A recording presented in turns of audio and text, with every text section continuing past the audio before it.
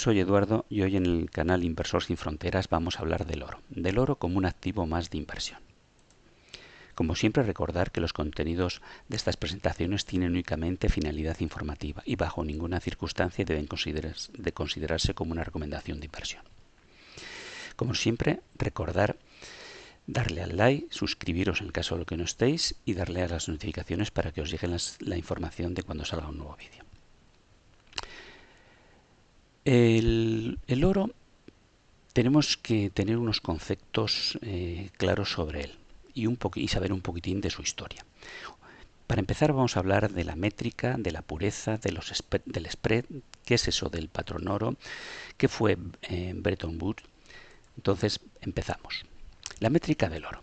El oro se pesa en onzas Troy, donde una onza Troy equivale a 31,10 gramos.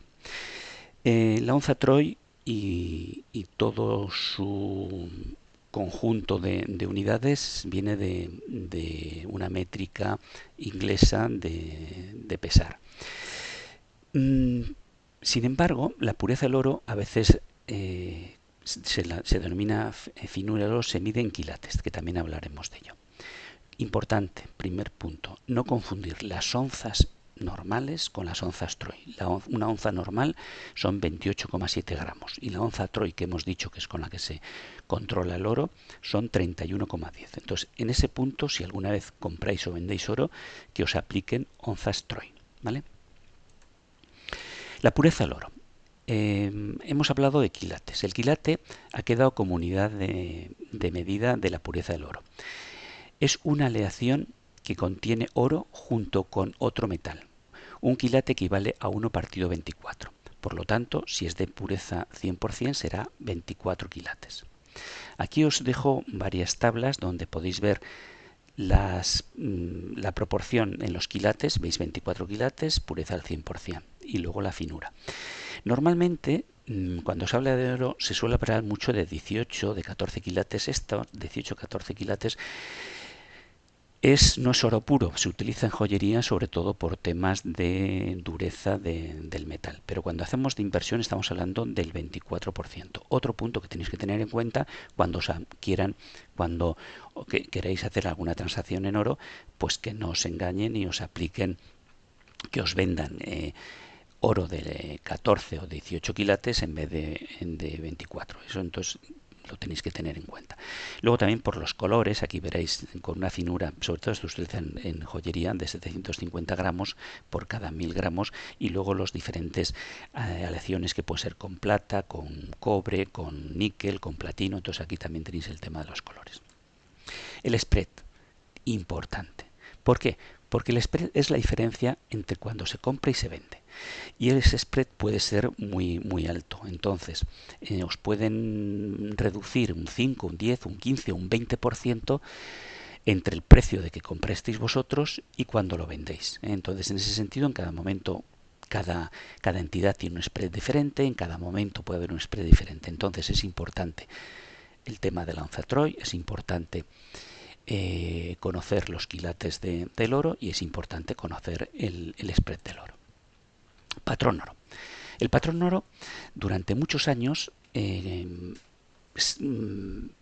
utilizaba el propio oro como moneda, se acuñaba monedas de oro y con eso se hacían los intercambios comerciales. Luego, por temas de peso, por temas de seguridad, lo que se fue haciendo se fue convirtiendo se desarrolló el billete y el billete estaba relacionado con el oro. De tal forma que tú ibas a un banco, una caja de las que podía haber antes, tú entregabas el billete y te podías recibir el oro. Tenías, y por eso a los estados no podían imprimir todo el papel que querían, porque tenía que estar sujeta a las reservas que tuviera ese país o ese banco en oro. ¿Qué pasó? Pues como todo, cuando los estados necesitan dinero, pues lo más fácil era imprimir billetes. Y entonces, ¿cuándo ocurre eso? Pues normalmente suele ser cuando los estados tienen grandes necesidades de capital. Y sobre todo en los últimos tiempos fue en la Primera Guerra Mundial, en la Segunda Guerra Mundial, en la Guerra de Vietnam. Entonces, todo eso ocasiona que los estados se olvidaban de que solo podían imprimir billetes en función del oro que tuvieran en sus cámaras. Un poco de historia. Aquí un poco os lo resalto, pero sí que creo que es interesante que lo leáis porque es la base de un poco de la historia reciente del oro. Cosas interesantes. Por ejemplo, entre 1934 y 1974, tener oro en Estados Unidos era un delito y podía ser condenado con 10 años de cárcel. ¿El motivo? Pues lo que pasó hace 100 años y que pudiera pasar en un futuro. Como recordaréis, a finales de los años 20, primero tuvimos la pandemia de 1918, luego tuvimos esos años locos, luego nos llegó la Gran Depresión, y entonces en 1933, cuando llega al gobierno, es elegido Roosevelt como presidente de los Estados Unidos, pues se encuentra con una situación de paro del 25%, con el tema del crack de la bolsa se desplomaron el 60, 70, 80% los valores en bolsa, muchos bancos quebraron y entonces en esa situación pues se encontró con una situación caótica que tomó varias decisiones, entre ellas pues fue el tema de garantizar los depósitos bancarios, que eso lo tenemos hoy en la actualidad. Se crearon grandes proyectos de obras públicas, se preparó algo similar a lo que es un tema de seguridad social, muchas ayudas a granjeros y agricultores, pero claro, todo eso creó un déficit en el Estado importantísimo, ¿no? Y entonces el gobierno federal necesitaba dinero. ¿Y qué hizo? Pues bueno, lo que yo creo que no nos tiene que chocar a ninguno por lo que se ha hecho cuando hay un problema de este tipo. Primero se gasta y luego se intenta recortar. ¿Cómo se recorta? Pues se recortó en reduciendo salarios a los funcionarios, reduciendo pensiones a militares y personas que estaban con subsidios. Curioso, se derogó la ley seca. Ya sabéis que la ley seca, después de los años entre 1920 y 1933, había una ley que se prohibía la venta de alcohol. Pero ¿qué pasa? Que el gobierno dijo, hombre, el alcohol me puede dar bastantes impuestos y entonces se derogó esa ley. Y además fue muy aplaudida por un sector importante de la sociedad, ¿no? Entonces, como veis, se hace reduciendo pensiones y sueldos, reduciendo y creando nuevos impuestos, como fue el tema del alcohol. ¿Qué más? Pero claro, no llegaba con eso. Entonces lo que empezó fue a imprimir dinero. Y entonces había una ley federal que obligaba a tener el 40% del valor. Cuando estaba el patrón oro era al 100%, pero luego ya pues se ajustó al 40%. Pero incluso con ese 40% no se llegaba. Y como no había oro suficiente, pues lo que dijo, bueno, pues requisó el oro de los ciudadanos. Y entonces se requisó todo aquello que no fuera pues joyería o cosas muy particulares, ¿no? Entonces todo lo que era el oro de inversión, monedas, lingotes, certificados representativos de oro se requisó. Y lo que se puso, se les dio a los ciudadanos $20, aproximadamente $20 con 67 centavos, se les dio por cada onza de oro. Pensemos que luego lo que se estableció como representante de una onza de oro eran $35, con lo cual ya hubo una estofa casi del 50% que les quitaron a los ciudadanos, ¿no? Y entonces estuvo en vigor esa equivalencia entre la onza de oro y el dólar de 35 onzas de oro por 35 dólares por onza de oro durante muchos años, hasta que en 1971 Nixon pues suspendió esa conversión. ¿Por qué?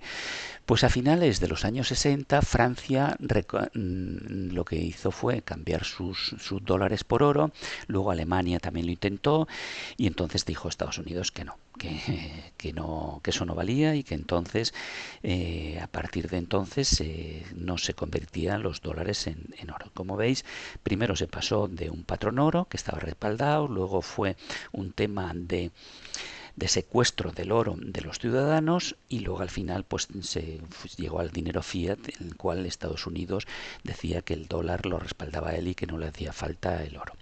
Y eso estuvo vigente hasta 1974, hasta que un presidente, como que fue Gerald Ford, pues se dio cuenta viendo la televisión que alguien le preguntaba que por qué había una ley que prohibía tener oro a los ciudadanos, ¿no? Entonces, como veis, la historia del oro eh, ha ido cambiando y sobre todo en los últimos 100 años muchísimo. Otro hecho importante que hemos hablado antes, que era en Bretton Woods, fue que después de la Segunda Guerra Mundial, pues el tema del patrón oro quedaba muy dañado, ¿no? Y sobre todo salía como potencia ganadora Estados Unidos. Y entonces Estados Unidos lo que hizo fue se quitó lo que era el patrón oro y se dijo, bueno, el único que cumple el tema del patrón oro va a ser Estados Unidos y todo el resto de las monedas se van a enganchar al dólar. Bueno, pues era una forma de dejar las monedas flotantes en función de algo que pivotaba y que era el sustento del mundo como divisa en los años, en el verano de recién terminada la guerra en 1944, pues Estados Unidos era la gran potencia y entonces lo que hizo fue convertir en su moneda pues un producto que si tú querías comprar crudo pues pagarás en dólares y todas las monedas pivotaban alrededor del dólar y el dólar estaba enganchado al oro. Como veis, el oro tuvo mucha importancia, ¿no? Con eso también se buscó el tema de resolver el tema del proteccionismo. Durante de 1914 1945, pues los países se hicieron bastante, cerraron sus fronteras a entrada de producto y eso creaba que países no pudieran desarrollar su economía, ¿no? Entonces también se crearon el Banco Mundial, el Fondo Monetario Internacional. Y todo eso funcionó bastante bien hasta que como hemos comentado antes, en agosto, exactamente el día 15 de agosto de 1971, pues salió Nixon por televisión y dijo que aquello se acababa y que el oro no iba a ser referente con el dólar, sino que el dólar se convertía en una moneda fiat. Hubo una serie de evaluaciones, pero como veis, este fue un hecho muy importante y como siempre las cosas importantes se hacen a mitad de agosto, en vacaciones y cuando la gente pues está más relajada.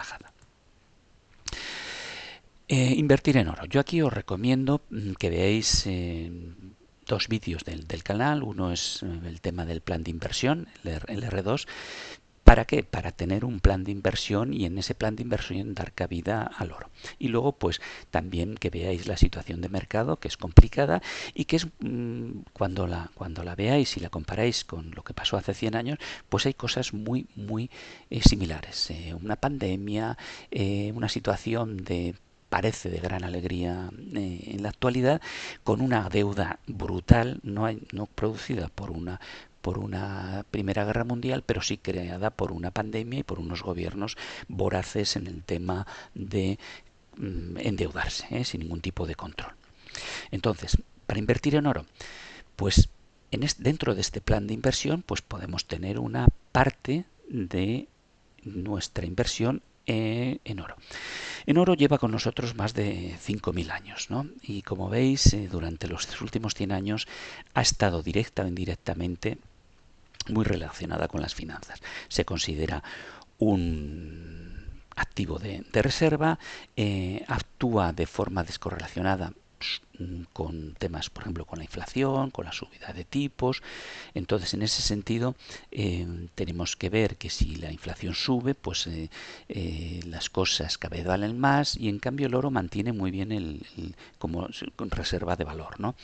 Por ejemplo, si suben los tipos de interés, pues posiblemente pues la bolsa caiga, posiblemente muchos activos estén en dificultades, eso llega a producir problemas en empresas, puede generarse paro, entonces y unas crisis económicas. Entonces el oro suele funcionar muy bien en situaciones muy duras de mercado, ¿vale?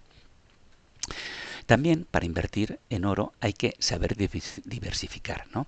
Y entonces, de una vez que hemos dicho que el oro tiene una cierta descorrelación, lo que sí es importante es ver el momento determinado y ver si hemos tomado la decisión, no sé, de invertir entre un 5 o un 10% en oro, que puede ser un poco un porcentaje que se puede considerar normal, depende de nuestro perfil.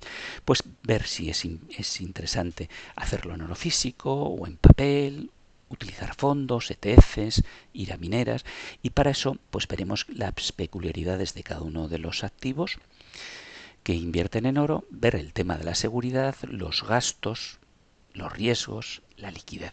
Son importantes. Luego, pensemos que el oro nos puede proteger o puede protegernos contra la inflación, como hemos dicho, contra ser un activo refugio. Veremos un poquitín su rentabilidad y veremos también su descorrelación. Y luego pensemos si es un activo de corto o largo. Normalmente yo creo que el oro funciona muy bien pues a largo plazo en situaciones muy complicadas. Bien, os van a llenar y vais a ver muchísimos gráficos y comparaciones. Bien, vamos a empezar por este de aquí abajo. Por ejemplo, ahora muchas gente que se dedica, exchange, que se dedican al tema de comerciar con Bitcoin, pues hacen tres columnas y en una ponen los incrementos de rentabilidad, las rentabilidades del Bitcoin los últimos 10 años, las rentabilidades del oro y las rentabilidades, por ejemplo, del SP500.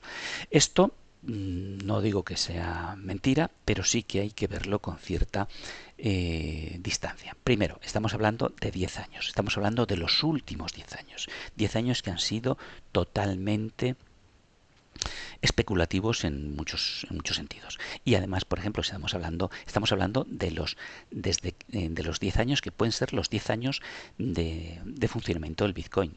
Es lógico de un activo que sale y que en estos momentos está, pues ahora estará por 47.000, pero llegaba hasta 60.000 dólares, pues que si tú coges ese tramo tan corto, pues los porcentajes pues te pueden salir estratosféricos, ¿no? El SP500 pues también ha dado unos resultados extraordinarios en los últimos 10 años. Y el oro pues lo ponen aquí como si fuera el patito feo, ¿vale? Bueno, patito feo, el año pasado me parece recordar que fue, si miramos en 2020, pues dio un 20%. Ahora está igual dando un 16% negativo. Entonces, no creo que es justo comparar esta comparación de los últimos años. Otros cuadros que ya empiezan a ser un poco más razonables, pues te hablan lo que ha sido los índices americanos desde 1970 a 2019, ¿no? Y aquí pues te hacen una serie de comparaciones y te dice que es un poco lo que siempre nos cuentan, pues que si los activos en bolsa pues pueden estar entre el 8 y el 9%, aquí tenéis al MSCI World y aquí tenemos Estados Unidos. En el caso de España pues va más retrasado, pero podemos ver que se mueve entre el 7 y el 9%, ¿vale? Ojo, aquí tenemos los bonos, que muchas veces hablamos de los bonos, pero que no ves, aquí ya cambian y ponen 1931. Entonces, como veis, es importante ver el periodo en el cual hacen la información.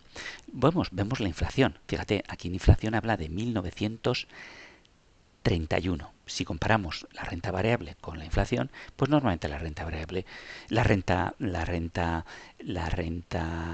los bonos, por ejemplo, si estamos hablando de los bonos o incluso la renta variable española, pues vamos a ver en series de años normales, equiparables. Pues, por ejemplo, aquí tenemos El caso del bono soberano español a 10 años, que tiene desde 1971, que es exactamente lo mismo que la inflación, y como veis va un punto por encima, eso es bastante lógico, ¿vale?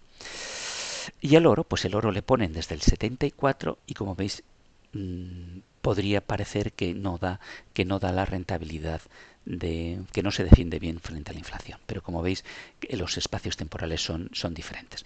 Y luego, pues por ejemplo, aquí hablan del tema inmobiliario, que siempre en la mente de todos pues hablamos de ese 3%, pero aquí hablan desde 1995. Como veis, siempre mirar los periodos de tiempo.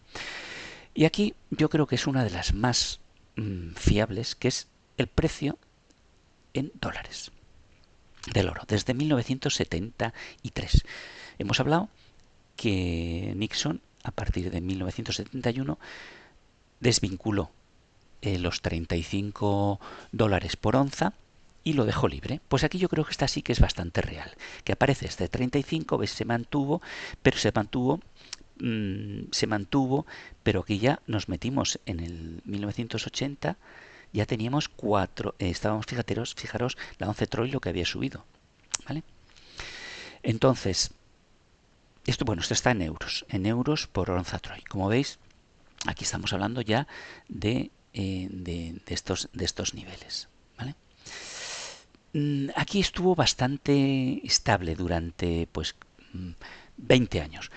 ¿Pero por qué? Porque los bancos centrales se dedicaron a vender muchísimo oro. Decían, bueno, aquí lo que vale es el dólar, ¿para qué quiero oro? El oro pues era como una materia prima más y entonces pues empezaron a venderlo, sobre todo pues, había pasado de 35, pues fíjate, se había multiplicado por 10 los valores. Pero aquí ya llegamos ya a la crisis del 2006. En la crisis del 2006 esto ya se empieza. 2008, perdonar, 2006, 2008, ahí ya se empieza a disparar, ¿no? Y entonces el oro pues pasa de los 400 dólares a los 800, a los 1000, a 1200, 1300, 1500, 1800, 2000 llegó. Entonces, como veis, el oro se ha ido disparando. Y si unís y veis, por ejemplo, en el vídeo de la tormenta perfecta, comparáis la oferta monetaria y el precio del oro, pues son muy parejas. Quiere decir que cuanto mayor oferta monetaria hay, pues el precio del oro sube. Entonces, el oro está en subida. Lo podrán manipular con ventas o no, pero el oro, sin lugar a dudas, ha ido subiendo. Y no hay en estos momentos, se habla pues eso de las criptomonedas, del dinero digital, pues buscarán algo para intentar salvar la situación. Pero el oro sigue siendo desde que el hombre es hombre, pues teniendo un espacio importante dentro de la economía de los países o de las sociedades. ¿Cómo invertir en oro? Tal vez debamos valorar varios aspectos. Primero, la propiedad. Para mí es fundamental. La propiedad. Y la propiedad yo la uniría con la disponibilidad. Porque puede ser propietario de algo pero no tener disponibilidad de ello. La liquidez es importante y luego ver decisiones si invierto en físico o sintético y el tema de la seguridad. La propiedad y disponibilidad del oro. Henry Ford dijo una vez, si la gente supiera cómo funciona el sistema financiero y la banca, habría una revolución antes del amanecer. ¿Por qué digo esto? Porque mucha gente cree que tiene la propiedad de un activo, pero a la hora de quererlo rescatar, pues esa propiedad queda en eso, en la palabra propiedad, ¿no? Entonces veremos algunos ejemplos de activos que dicen, pues usted es propietario en oro, pero como recordáis ya en Estados Unidos en 1933, gente que tenía certificados en oro, pues se lo requisaron.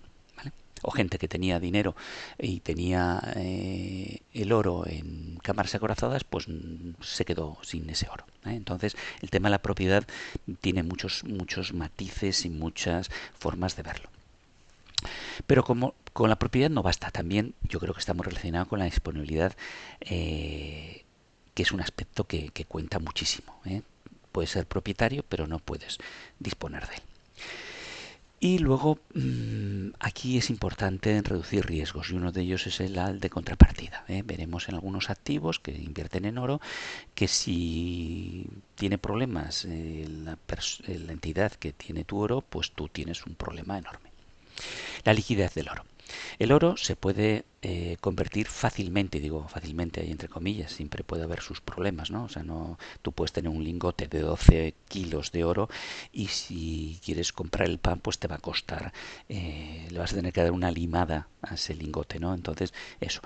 Luego también, ¿dónde lo vas a vender? Normalmente, os he dicho que tenéis el spread entre la compra y la venta, pero que es un activo que es fácilmente convertible, que os lo pueden coger en cualquier parte del mundo. Oro físico sintético o papel. Yo aquí os diría, y aquí os pongo tres fotografías, el lingote o las monedas tú las puedes tener y eres propietario y dispones de él. Debajo os he puesto una cámara acorazada, tú puedes tener un certificado que te dice que tienes un lingote en una cámara en Londres, eres el propietario, pero ya es un poco más difícil tener la disponibilidad. Y luego tienes el sintético, que yo cuando estoy buscando oro sintético, pues lo único que me ponían ahí, pues esa foto, ¿no? Un lingote y un gorro de mago. Te dan un papel donde te dicen que eres propietario de tanto oro, ¿vale? Aquí ya tienes que sacar la lupa y ver si STF tiene oro físico en una cámara acorazada o si STF simplemente está apalancado o simplemente pues tiene sobre papel. Entonces yo creo que, bueno, no creo, sé que no hay tanto oro suficiente como para soportar todo el oro papel que hay en estos momentos. Para que os hagáis una idea, ¿cuánto oro hay en el mundo desde que se sacó la primera pepita? Pues dicen que aproximadamente un cubo de 26 metros de lado, o sea, un cubo de 26 metros por cada lado. Entonces, como veis, pues eso es poquito más que una piscina, y eso es todo el oro del mundo, ¿no? Entonces, hay muchísimo más oro que se está moviendo en otro tipo de activos. El oro y la seguridad. La seguridad. Bueno, pues aquí el oro, como bien y como valor que tiene, pues tiene su, su tema de tenerlo seguro, ¿no? Puedes tenerlo. ¿Cómo puedes tenerlo? Pues hay gente pues, que se ha hecho un baño, como tenéis ahí en la foto, o se ha hecho un cuadro, o se ha hecho una figurita. Otros pues tienen una caja de seguridad en su casa y lo guardan en su casa en una caja de seguridad. Otros pues lo llevan a un banco y piden una caja de seguridad y guardan el oro ahí. Otros lo entierran en el jardín.